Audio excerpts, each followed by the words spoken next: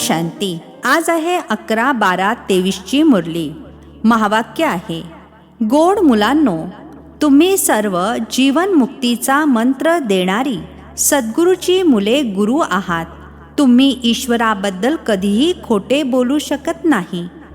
प्रश्न आहे, सेकंदामध्ये जीवनमुक्ती प्राप्त करण्याची विधी आणि त्याचे गायन काय आहे?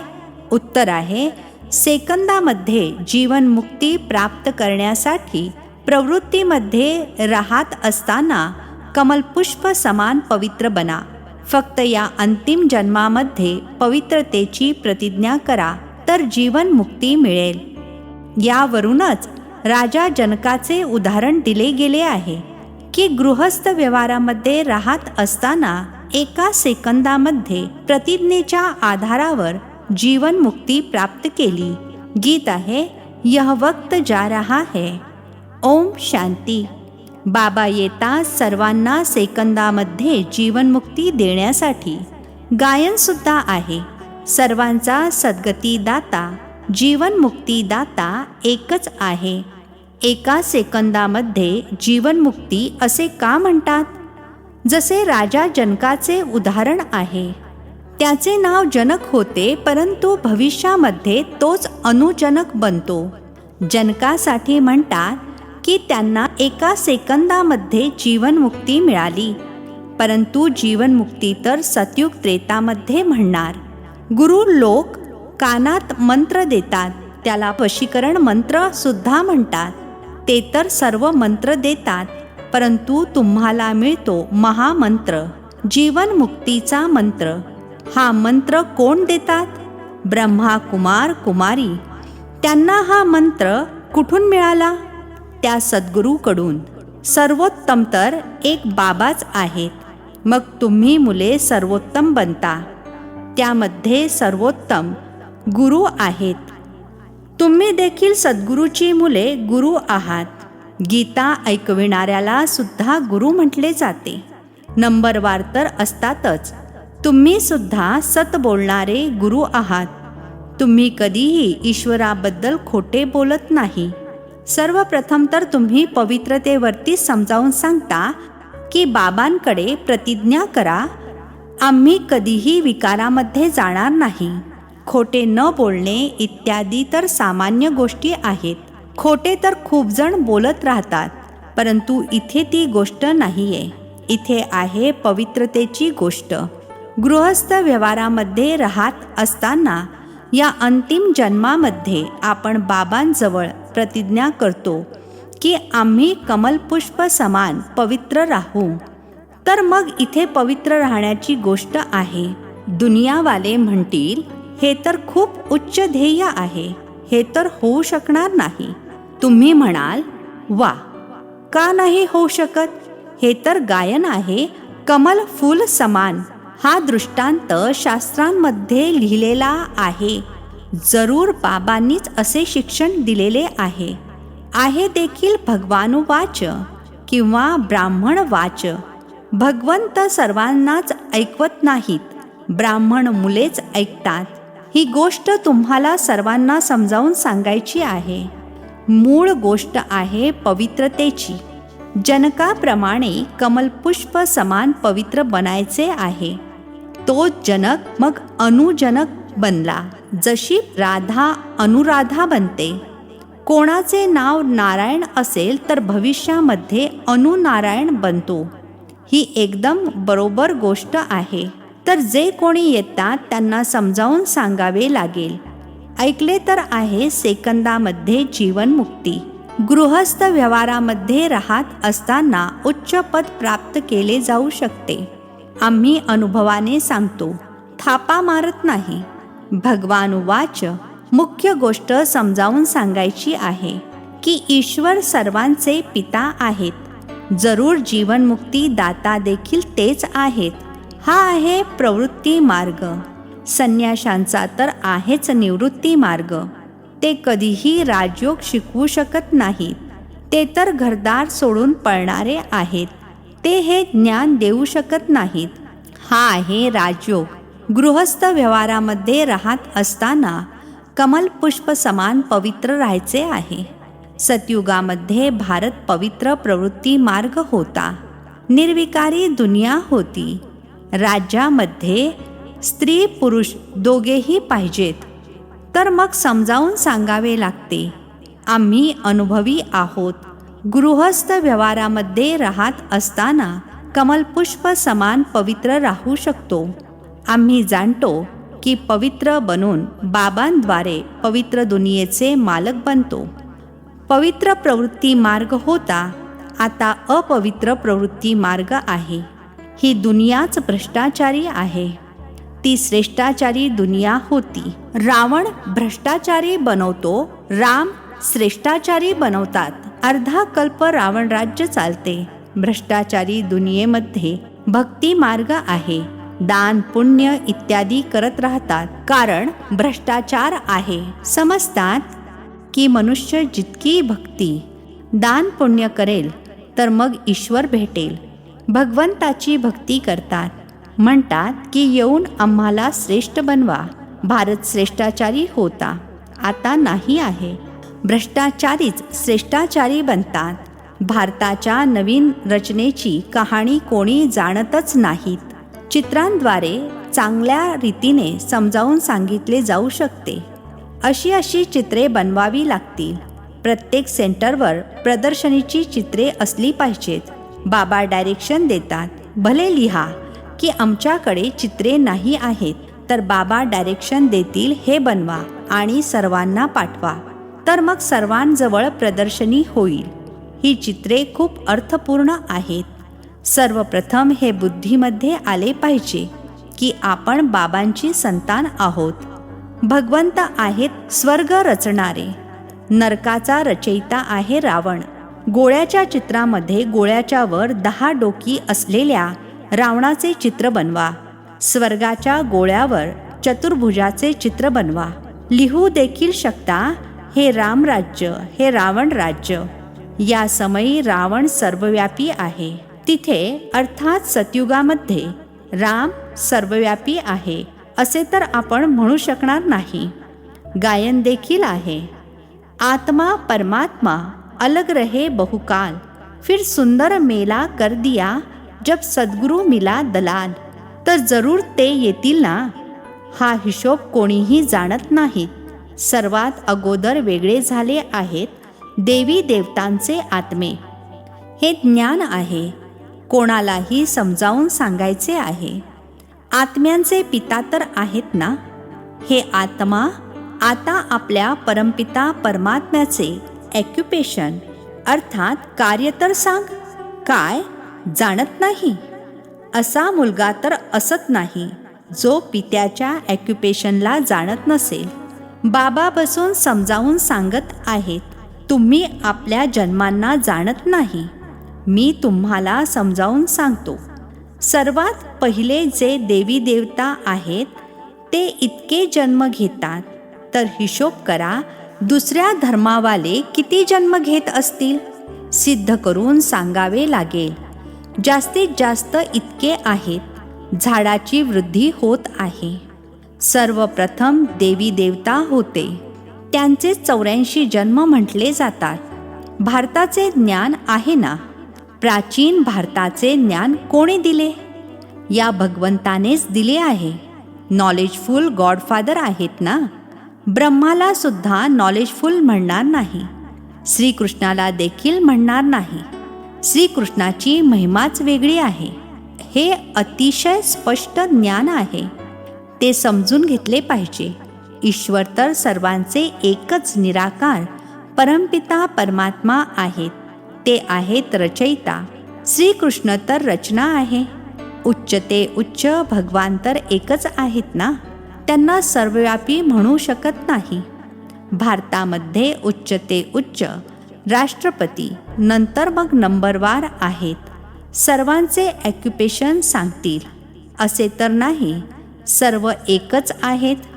प्रत्येक आत्म्याला अविनाशी पाठ मिळालेला आहे. हे सिद्ध करायचे आहे. आपसामध्ये विचार विनिमय करून सेवेचे प्लॅन्स बनवायचे आहेत. परंतु ज्याची लाईन क्लिअर नसेल काही विकार असेल किंवा नावारूपामध्ये फसलेला असेल तर मग हे काम होऊ शकणार नाही. यामध्ये लाईन खूप क्लिअर पाहिजे. निकाल तर अखेरीसच निघणार. आता सर्वजण नंबरवार आहेत. मनुष्य म्हणतात, ही शास्त्रे व्यास भगवानाने बनविली. आता व्यास तर भगवान होऊ शकत नाही. वास्तविक धर्मशास्त्रे आहेतच 4. भारताचे धर्मशास्त्र तर आहेच एक, मायबाप गीता. वारसा त्यांच्याकडूनच मिळतो. वारसा बाबांकडून आईद्वारे मिळतो. गीता मातेचे रचयिता बाबा आहेत. तर गीतेद्वारेच बाबांनी प्राचीन सहज राजयोगाचे ज्ञान दिले आहे. गीता तर भारतखंडाचे शास्त्र आहे. मग इस्लामींचे धर्मशास्त्र त्यांचे आहे, बुद्धांचे त्यांचे आहे, ख्रिश्चनांचे त्यांचे आहे. गीता तर आहे सर्वांची मायबाप. बाकी शास्त्रे आहेत मुले बाळे, ती नंतर निघाली आहेत. बाकी एवढी वेद, उपनिषदे इत्यादी सर्व कोणत्या धर्माची आहेत हे तर माहीत असले पाहिजे की हे कोणी उच्चारले, त्यापासून कोणता धर्म निघाला, कुठला धर्म तर नाही आहे. पहिले तर सिद्ध करायचे आहे की गीतेचे खंडन झाले आहे. पित्याच्या ऐवजी मुलाचे नाव टाकले आहे. जीवन चरित्र तर सर्वांचे वेगवेगळे आहे. बाबा म्हणतात, सर्व धर्मांनी परित्यज्य मामेकम अर्थात मज एकाची आठवण करा. परमात्मा आत्म्यांना म्हणतात, तुम्ही अशरीरी बना, माझी आठवण करा. अशरीरी बाबाच असे म्हणू शकतात, संन्यासी तर असे म्हणू शकणार नाहीत. हे गीतेचे शब्द आहेत. सर्व धर्मवाल्यांना म्हणतात, अशरीरी भव. आता नाटक पूर्ण होत आहे. सर्वांना मंत्र मिळत आहे की देहासहित देहाचे सर्व संबंध त्यागून मामेकम अर्थात मज एकाची आठवण करा, तर तुम्ही माझ्याजवळ याल. मुक्तीनंतर जरूर जीवनमुक्ती आहे. पद जीवनमुक्तीचे आहे व्हाया मुक्ती. जे पण येतात सतो रजो तमो मधून पार करतात. हे स्पष्टीकरण किती चांगले आहे. परंतु मुले एका कानाने ऐकून दुसऱ्या कानाने सोडून देतात. तसे आहे खूप सोपे. तुम्ही जागोजागी प्रदर्शनी करा. वर्तमानपत्रांमध्ये सुद्धा येऊ द्या. खर्च करू शकता. भले सर्वांना ऐकू दे. वर्तमानपत्रांमध्ये तर जरूर टाकायचे आहे. मुलांना खूप अभिमान वाटला पाहिजे. बाकी वेळ खूप कमी राहिला आहे. अतींद्रिय सुखाची अनुभूती गोप गोपींना विचारा. गायनसुद्धा आहे. या गोपी वल्लभाच्या गोप गोपिका आहेत. गोप गोपिका ना सतयुगामध्ये ना कलयुगामध्ये असतात. तिथे लक्ष्मी देवी, राधा देवी आहेत. गोप गोपिका आता आहेत. गोपी वल्लभची मुले नातवंडे आहेत. जरूर आजोबासुद्धा असणार. आजोबा, बाबा आणि मम्मा ही नवीन रचना झाली संगमावर. बाबा म्हणतात, मी कल्पाच्या संगमयुगी येतो. नवीन दुनिया बनविण्यासाठी. आसुरी संतानापासून तुम्ही ईश्वरीय संतान बनला आहात आणि नंतर मग बनणार दैवी संतान. त्यानंतर मग क्षत्रिय, वैश्य, शूद्र संतान बनाल 84 जन्मांमध्ये. मग सोबतच वृद्धीसुद्धा होत राहते. झाडसुद्धा पुरे कंप्लीट पाहिजे. प्रलय देखील होत नाही. भारत तर अविनाशी खंड आहे. भारताची खूप महिमा करायची आहे. भारत सर्व खंडांमध्ये श्रेष्ठ आहे. कधीही विनाश होत नाही. अच्छा, गोड गोड खूप खूप वर्षांनंतर भेटलेल्या मुलांप्रती मातपिता बापदादांची प्रेमपूर्वक आठवण आणि सुप्रभात. आत्मिक पित्याचा आत्मिक मुलांना नमस्ते. आम्हा आत्मिक मुलांचाही आत्मिक पित्याला नमस्ते. रात्री क्लास आहे 16/4/68. तुम्हा ब्राह्मण मुलांशिवाय कोणालाही हे माहीत नाही की संगमयुग केव्हा असते. या कल्पाच्या संगमयुगाची महिमा खूप आहे. बाबा येऊन राजयोग शिकवतात. सतयुगासाठी तर जरूर संगमयुगच येणार आहेत सुद्धा मनुष्य. त्यामध्ये कोणी कनिष्ठ कोणी उत्तम आहेत. त्यांच्यासमोर महिमा गातात, तुम्ही पुरुषोत्तम आहात, आम्ही कनिष्ठ आहेत. आपणहून सांगतात, मी असा आहे असा आहे. आता या पुरुषोत्तम संगमयुगाला तुम्ही ब्राह्मणांशिवाय इतर कोणीही जाणत नाही. याची जाहिरात कशी करावी ज्यामुळे मनुष्यांना माहीत होईल. संगमयुगावर भगवंतच येऊन राजयोग शिकवतात. तुम्ही जाणता आपण राजयोग शिकत आहोत. आता अशी कोणती युक्ती रचावी ज्याने मनुष्यांना माहीत होईल. परंतु हे हळूहळू होणार. अजून वेळ बाकी आहे. बहुत गई थोडी रही. आम्ही सांगितले तर मनुष्य लवकर पुरुषार्थ करतील.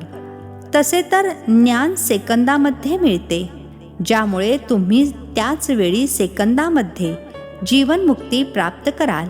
परंतु तुमच्या डोक्यावर अर्ध्या कल्पाचे पाप आहे, ते थोडेच सेकंदामध्ये नष्ट होणार. यासाठी वेळ लागतो.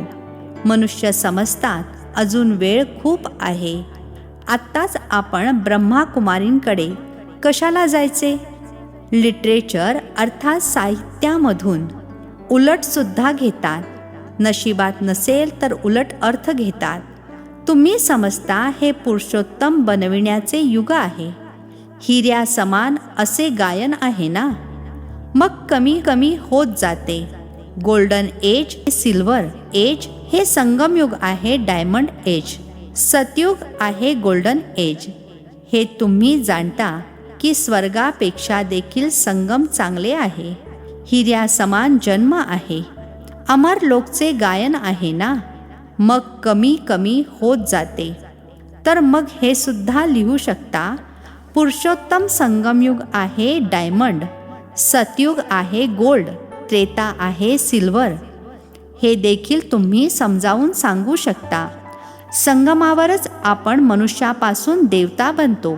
8 रत्न बनतात ना. मग डायमंडला मधोमध ठेवले जाते. संगमाचा शो होतो. संगमयुग आहेच हिऱ्या समान. हिऱ्याचा मान संगमयुगावरच असतो. योग इत्यादी शिकवतात, ज्याला स्पिरिच्युअल योग म्हणतात. परंतु स्पिरिच्युअल तर बाबाच आहेत. रुहानी फादर अर्थात आत्मिक पिता आणि रुहानी नॉलेज अर्थात आत्मिक ज्ञान संगमावरच मिळते. मनुष्य ज्यांच्यामध्ये देह अहंकार आहे ते इतक्या लवकर कसे मानतील? गरीब इत्यादींना समजावले जाते. तर हे सुद्धा लिहायचे आहे. संगमयुग डायमंड आहे, त्याची आयु इतकी. सतयुग गोल्डन एज तर त्याची आयु इतकी. शास्त्रांमध्ये सुद्धा स्वस्तिक काढतात. तर तुम्हा मुलांच्या सुद्धा हे आठवणीत राहिले तर किती खुशी होत राहील. विद्यार्थ्यांना खुशी होते ना. Student life is the best life. अर्थात विद्यार्थी जीवन म्हणजे सर्वात सुंदर जीवन. हे तर मिळकतीचे साधन आहे. ही आहे मनुष्यापासून देवता बनण्याची पाठशाळा. देवता तर विश्वाचे मालक होते, हे देखील तुम्हाला माहीत आहे. तर मग अथाह खुशी झाली पाहिजे. म्हणूनच तर गायन आहे. अतिंद्रिय सुख गोपी वल्लभच्या गोप गोपींना विचारा. शिक्षक शेवटपर्यंत शिकवतात, तर त्यांची अंतापर्यंत आठवण केली पाहिजे.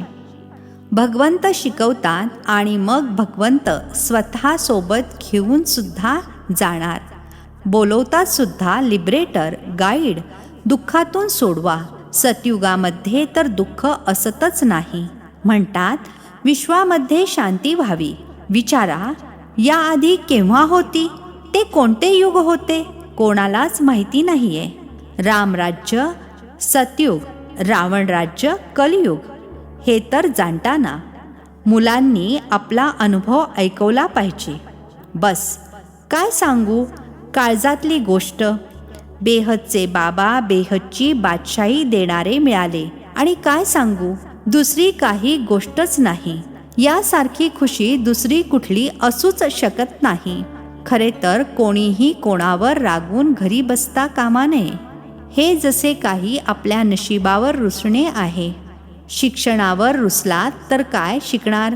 बाबांना तर शिकवायचेच आहे ब्रह्माद्वारे, तर एकमेकांवर कधीही रागवता कामा नये. ही आहे माया. यज्ञामध्ये असुरांची विघ्ने तर पडतात ना. अच्छा, गोड गोड आत्मिक मुलांप्रती आत्मिक पिता आणि दादांची प्रेमपूर्वक आठवण आणि शुभरात्री. आत्मिक मुलांचा आत्मिक पित्याला नमस्ते. धारणेसाठी मुख्य सारांश आहे. पहिला पॉइंट आहे, बाबा जे सांगत आहेत ते एका कानाने ऐकून दुसऱ्या कानाने सोडून द्यायचे नाही. ज्ञानाच्या नशेमध्ये राहून अतींद्रिय सुखाचा अनुभव करायचा आहे. दुसरा पॉइंट आहे, सर्वांना सेकंदामध्ये मुक्ती जीवनमुक्तीचा अधिकार देण्यासाठी हाच महामंत्र सांगायचा आहे की देहासहित देहाच्या सर्व संबंधांना त्यागून एका बाबांची आठवण करा. आजचे वरदान आहे, क्लिअर बुद्धीद्वारा प्रत्येक गोष्टीला पारखून यथार्थ निर्णय करणारे सफलता मूर्त भव. क्लिअर बुद्धीद्वारा प्रत्येक गोष्टीला पारखून यथार्थ निर्णय करणारे सफलता मूर्त भव. स्पष्टीकरण आहे, जितकी बुद्धी क्लिअर अर्थात स्वच्छ असते तितके निर्णय शक्ती प्राप्त होते. जास्त विचार करत बसण्यापेक्षा एका बाबांच्या आठवणीमध्ये राहा. बाबांसोबत क्लिअर राहा तर प्रत्येक गोष्टीला सहजच पारखून यथार्थ निर्णय करू शकाल. ज्या समयी जशी परिस्थिती, जसा संबंध संपर्कवाल्याचा मूड, त्याच वेळी त्यानुसार चालणे, त्याला पारखून निर्णय घेणे ही देखील खूप मोठी शक्ती आहे जी सफलता मूर्त बनविते. स्लोगन आहे, ज्ञान सूर्य बाबांसोबत भाग्यवान सितारे ते आहेत जे जगातील अंधार मिटविणारे आहेत, अंधारामध्ये येणारे नाहीत. ज्ञानसूर्य बाबांसोबत भाग्यवान सितारे ते आहेत जे जगातील अंधार मिटविणारे आहेत, अंधारामध्ये येणारे नाहीत. अच्छा, ओम शांती. नवनवीन मराठी व्हिडिओज प्राप्त करण्यासाठी सबस्क्राईब करा मराठी गॉडलीवूड चॅनलला.